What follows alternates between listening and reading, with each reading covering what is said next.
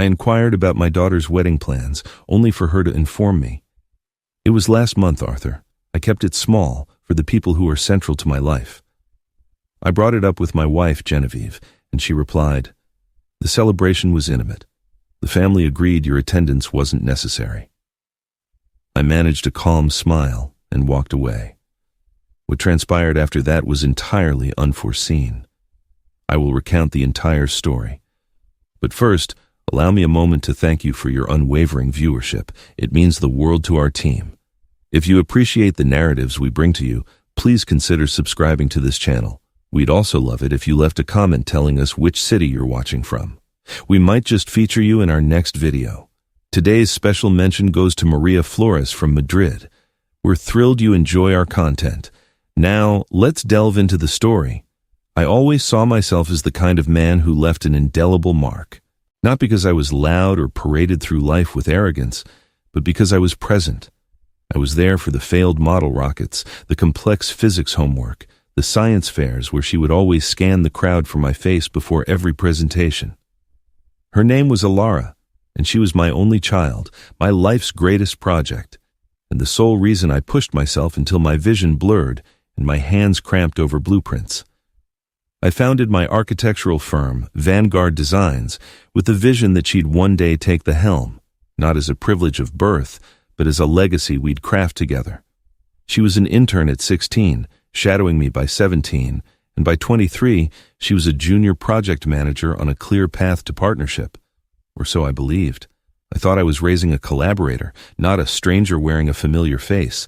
I hadn't heard from Alara in over a month. This wasn't entirely out of character, given how our conversations had become more functional than heartfelt over the years. As she grew older, the calls became less frequent, the major life decisions were made without my input, and I started to feel less like the foundation of her life and more like a decorative piece of furniture. Still, I wasn't angry, perhaps a bit hollowed out, but not angry. That evening, I was on the balcony of our Lake Forest home, nursing a carefully made old-fashioned, one of the few indulgences I still afforded myself. I decided to ask casually, like a father who was still in the loop. "Hey, Alara," I typed in an email, "have you and Julian settled on a venue yet?" I remember hitting send and watching the cursor blink, anticipating an enthusiastic response. Instead, a reply landed in my inbox a few moments later with a message that felt like a shard of glass in my throat. It was last month, Arthur. I kept it small for the people who were central to my life. I read that sentence until the words lost their meaning. I didn't reply. What could I possibly say? My heart didn't break with a dramatic crash or pound with fury. It just deflated, as if it had been holding its breath for years and was finally given permission to collapse.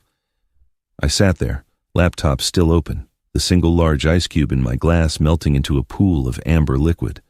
The Chicago skyline in the distance seemed too serene for how violently my world had just tilted on its axis. She got married without me, my only daughter. And the most cutting part, she delivered the news with the sterile brevity of a contract addendum, not a daughter shattering her father's world. The phrase, "people who are central to my life," ricocheted inside my head like a stray bullet in an empty cathedral. I went inside without a word, moving past our housekeeper who asked if I was all right. I couldn't form an answer. I went upstairs to our master suite, where my wife, Genevieve, was applying a night cream as if it were just another Tuesday. I stood in the doorway, and I will never forget how she didn't even look up. "Alara was married last month," I said, my voice devoid of emotion. I wasn't there. Genevieve didn't pause, didn't miss a beat. She simply said, "The celebration was intimate. The family agreed your attendance wasn't necessary." Just like that, as if I were a consultant whose services were no longer required. I looked at her then, truly looked, and saw that the warmth in her eyes had been replaced by a polite, impenetrable frost years ago. Maybe even decades. I don't know what I expected her to say. An excuse, perhaps, or even a hint of remorse. But there was nothing.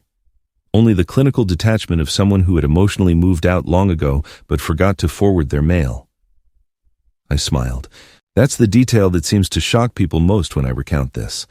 I smiled, not from amusement, but because it was the only defense mechanism available to keep me from saying something unforgivable. A placid, unsettling smile, the kind that appears when the universe finally gives you written confirmation of a suspicion you've harbored for years. I walked out of the room, closing the door softly behind me, and went directly to my home office. I poured another drink, just cold water this time, and sat at the desk where countless designs had been born, deals brokered, futures built. I opened Alara's employee file on my server. She was still on the payroll, still had a company-funded loft in the West Loop, still drove a sports car leased by the firm, still held the title of junior project manager with a full benefits package. I stared at her headshot, poised, confident, the face of a woman who once told everyone I was her hero. It took less than 15 minutes to draft the letter. I used the firm's standard termination template, replacing the name and personalizing only the final sentence. I signed it with a fountain pen, dated it, and wrote, "Effective immediately. Your foundation here is no longer sound." Then I emailed our head of HR and instructed her to have a courier deliver it first thing in the morning. No drama, no shouting match, no protracted negotiation, just a decision. A father's version of a wedding gift. One she would remember for the rest of her life.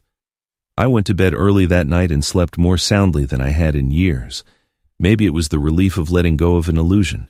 Maybe it was the quiet satisfaction of finally closing a ledger that had been imbalanced for far too long. The next morning, the house was eerily silent.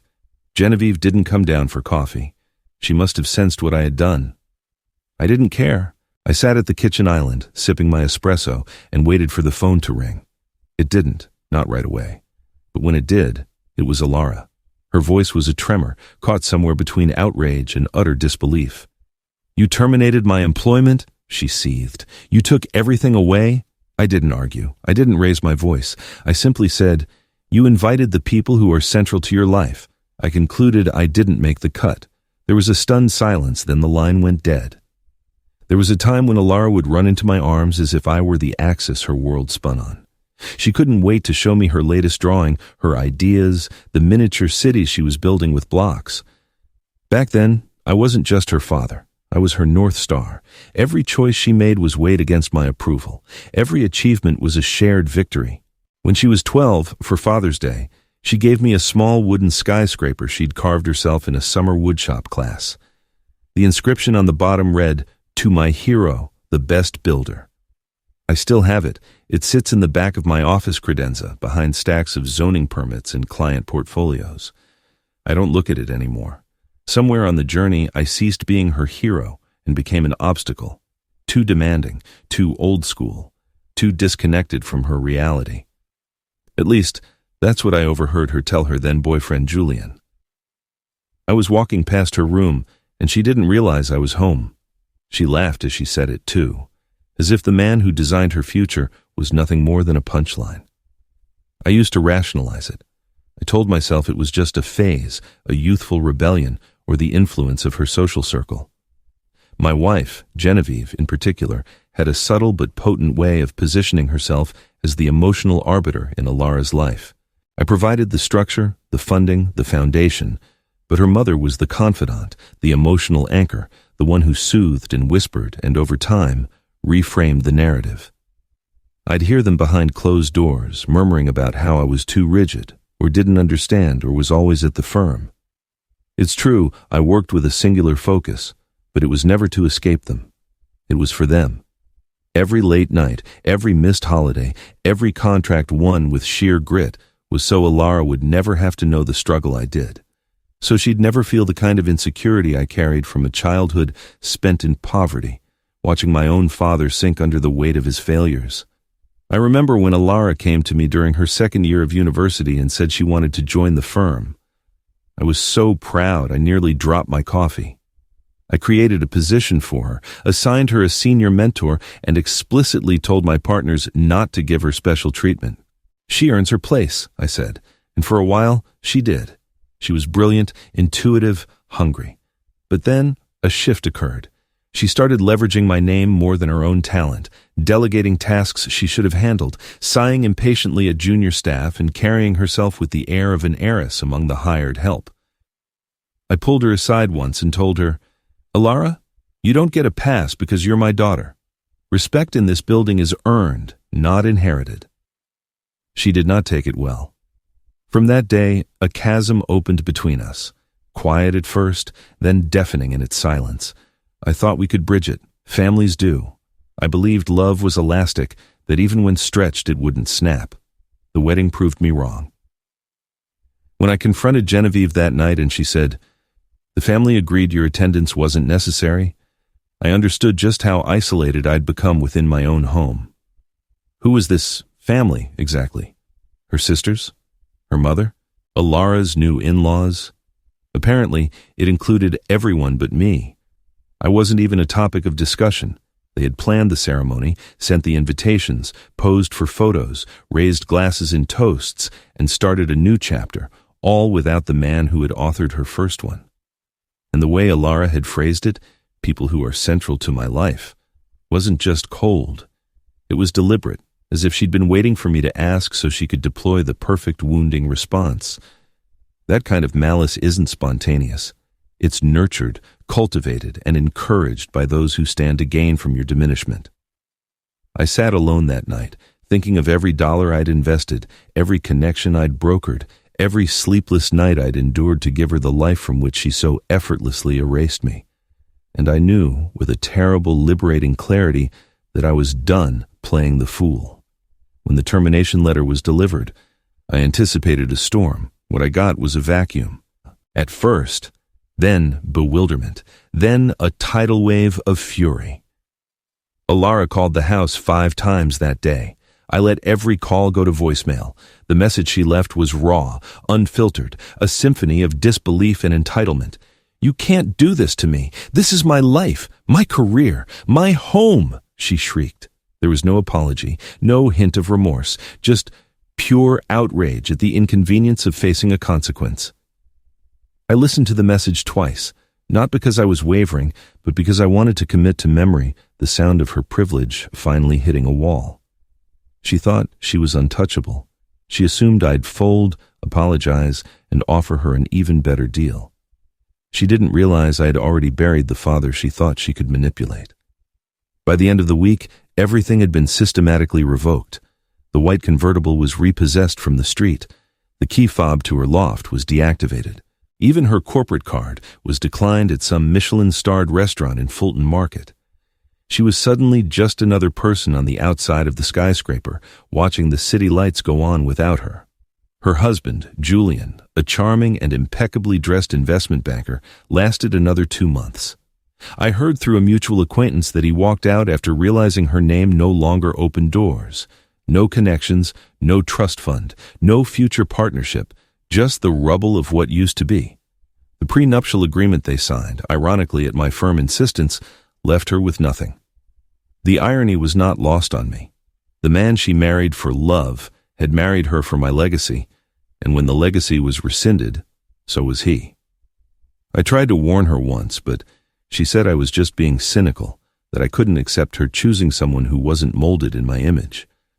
Perhaps she was right, or perhaps I just recognized a predator who knew how to speak the language of ambition. The silence that followed her downfall wasn't peaceful. It was the heavy, suffocating kind, thick with unspoken shame and the grinding sound of pride being crushed by reality. I didn't gloat. That's not my nature. I didn't post about it or parade her failure as some grand act of revenge. But I watched. Quietly. Intentionally. The same way an architect might observe the controlled demolition of a building he once designed. It doesn't matter how meticulously you drew the plans or how solid the foundation once seemed. Once the structural integrity is compromised, once the termites of entitlement and disloyalty have hollowed out the beams, there's nothing left to salvage. Alara's world didn't just collapse overnight.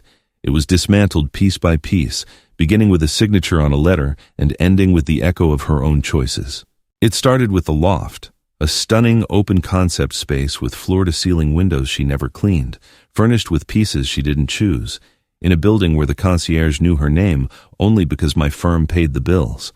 I had acquired that property through our corporate real estate division years ago, initially for visiting clients, but eventually gave her the keys when she was promoted. She never paid rent, never paid a utility bill, never once inquired about how any of it was managed. The moment HR processed her termination, the locks were changed and the space was prepped for its next corporate tenant by Friday. She showed up with a suitcase, I was told, and had to call a rideshare from the curb while pedestrians walked by. She wasn't Alara, the founder's daughter, anymore. She was just another person locked out, holding the fragments of a life she hadn't built. Her car was next, a sleek white sports car that was a testament to zero labor on her part. Company leased, company maintained, company insured. She loved posting photos of it online with ambiguous self-congratulatory captions like, "Hard work looks good on you." It took all my restraint not to comment. "You've never worked a hard day in your life, kid." The leasing agency called me 3 days after her termination. She had tried to reason with them, claiming a misunderstanding about the corporate ownership. But when they located the car at her temporary hotel and towed it in broad daylight, her online followers went silent. No more aspirational posts, no more photos from exclusive galas, just a digital ghost in a deactivated comment section. Entitlement wilts under the glare of public exposure. And then there was Julian, the man she married without me. The man whose handshake always felt like a calculation, whose gaze was always scanning the room for a more important connection, whose compliments felt like lines rehearsed from a self-help book on networking. I never trusted him, but I held my tongue for her sake. I let her believe she had chosen wisely, that her intuition was superior to my decades of reading people. When the money vanished, so did Julian's devotion. I learned he had left her from one of my partners who had seen him at a private club a few weeks later with a new woman on his arm and not a shadow of shame in his eyes. He didn't just leave Alara. He liquidated her from his life like a bad stock. He filed for divorce, citing the prenup, and took everything of value that wasn't bolted down. It turns out love isn't blind. It just has a very keen eye for a balance sheet. The fallout reached my office faster than I had anticipated.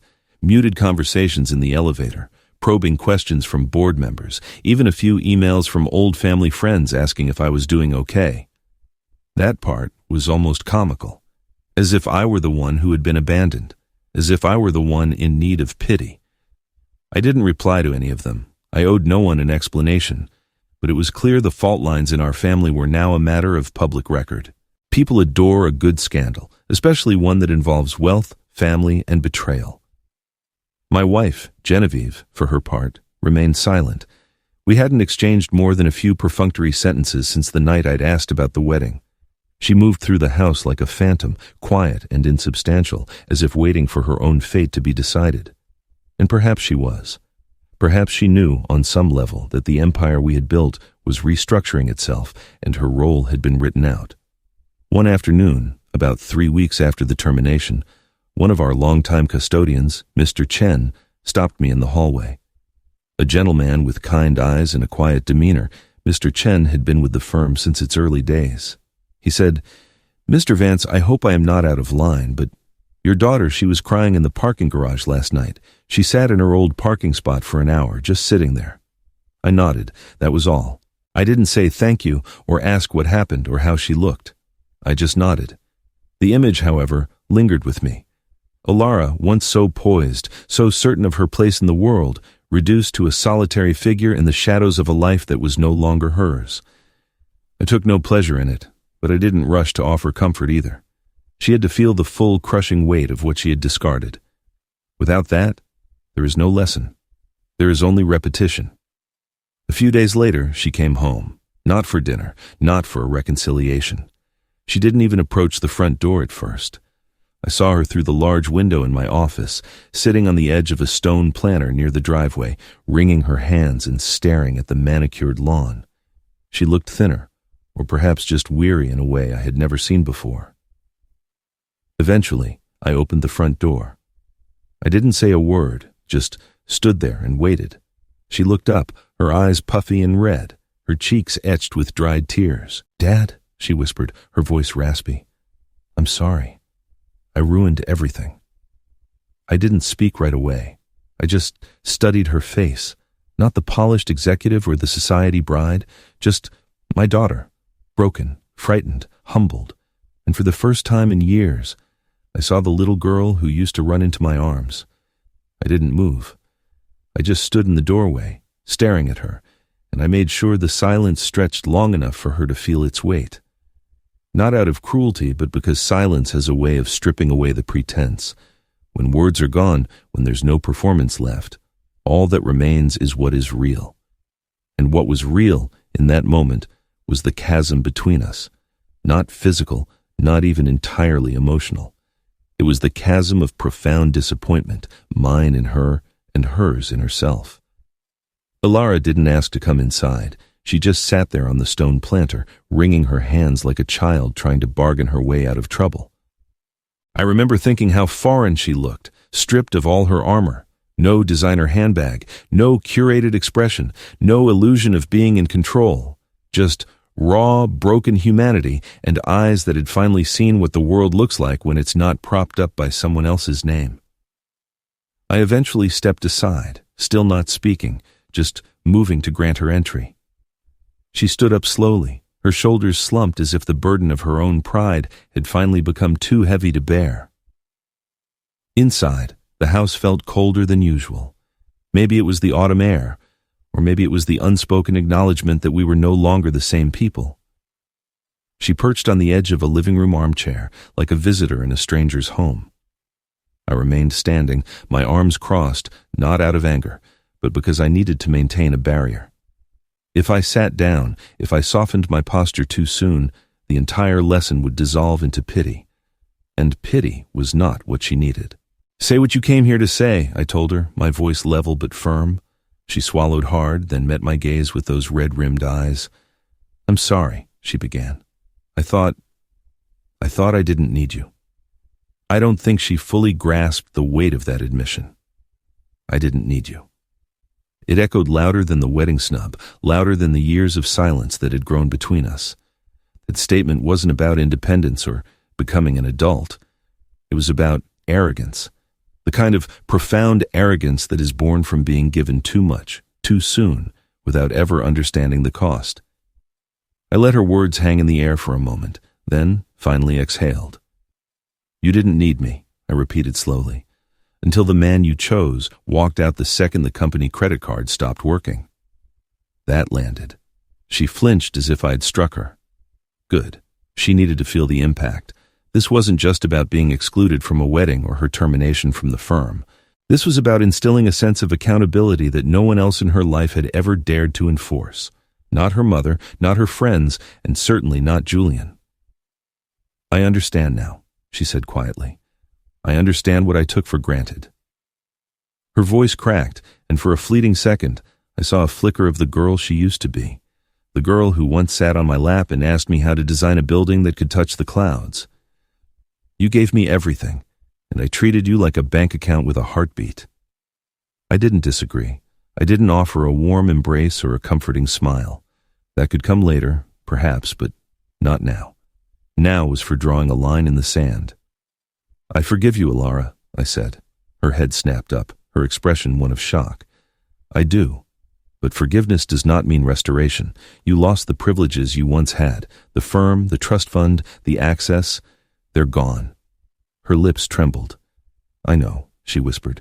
"I'm not asking for any of it back. I need to work. I need a job.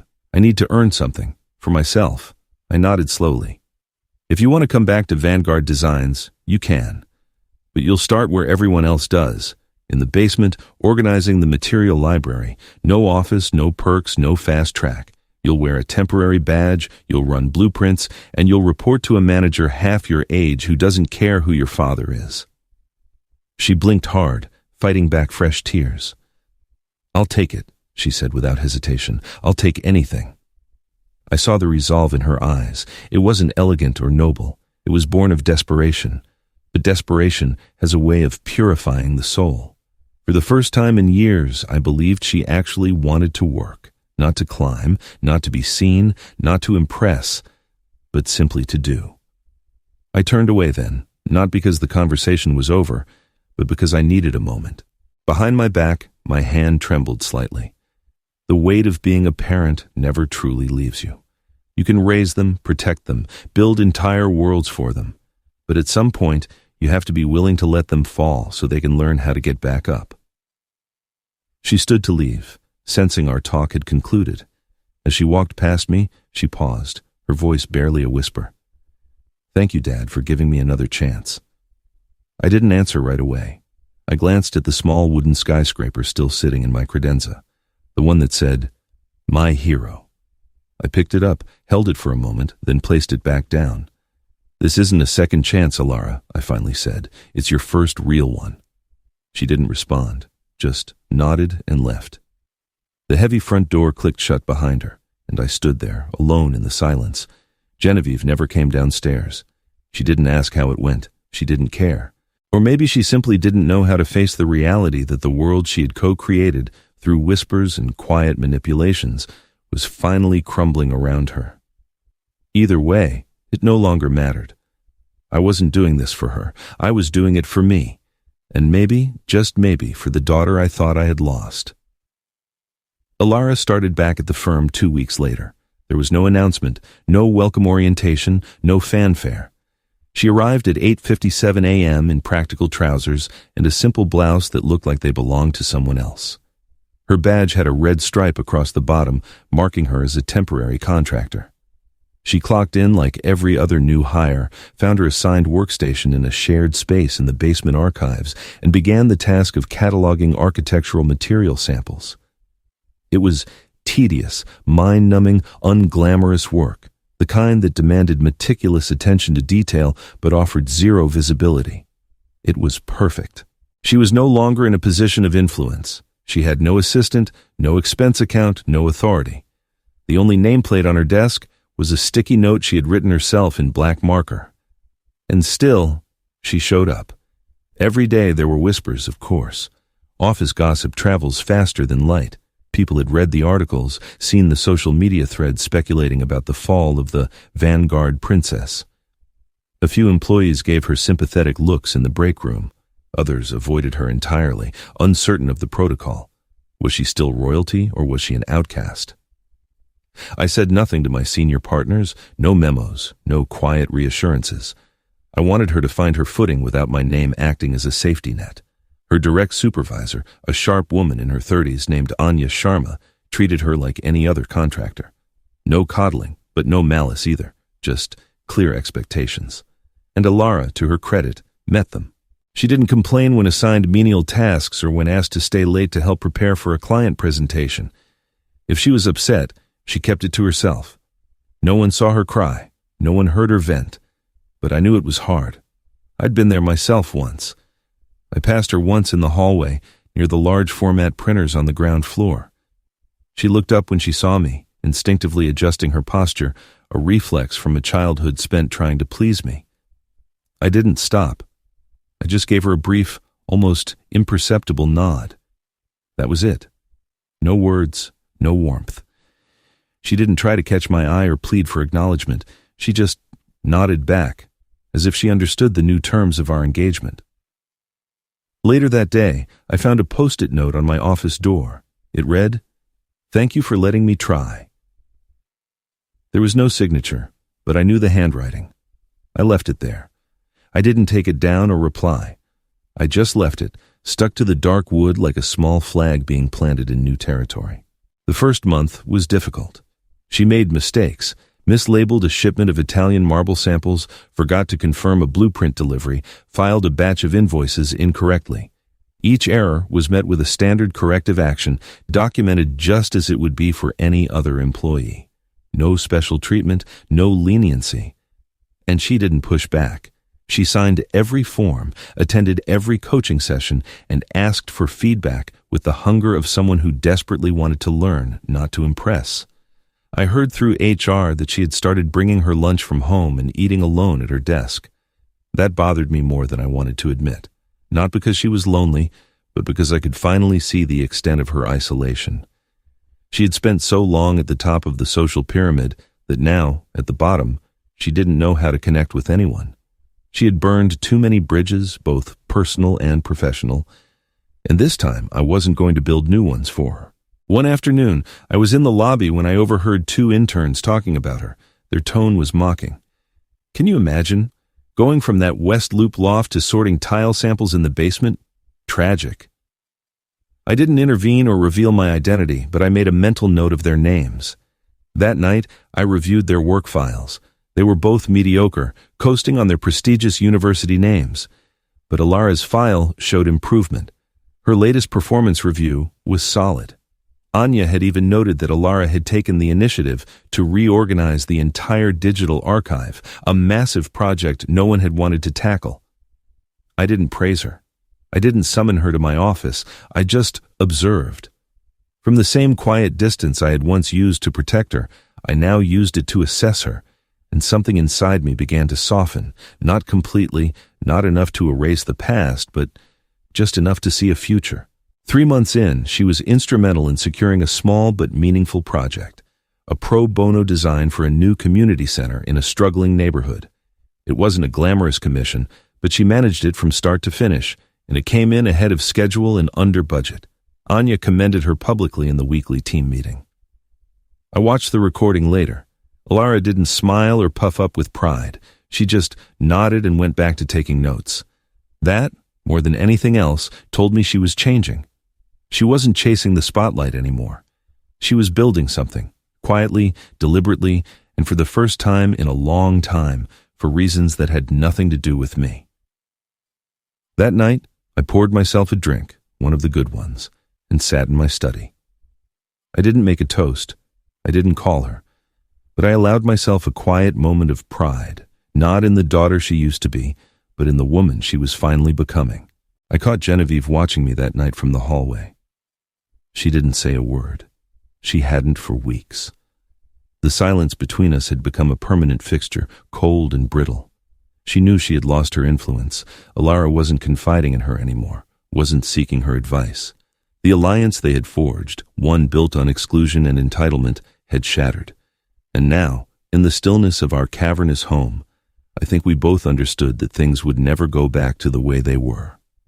The house was quieter, but in that quiet, there was finally room for honesty, for consequences, for boundaries that held firm. And maybe that was worth more than a false peace. There's a particular kind of quiet that descends after a long internal war is over. Not the triumphant silence of victory, but the solemn, reflective quiet that comes after the wreckage has been cleared and the cost has been tallied. That's what the house felt like now, still, heavy, unflinchingly honest.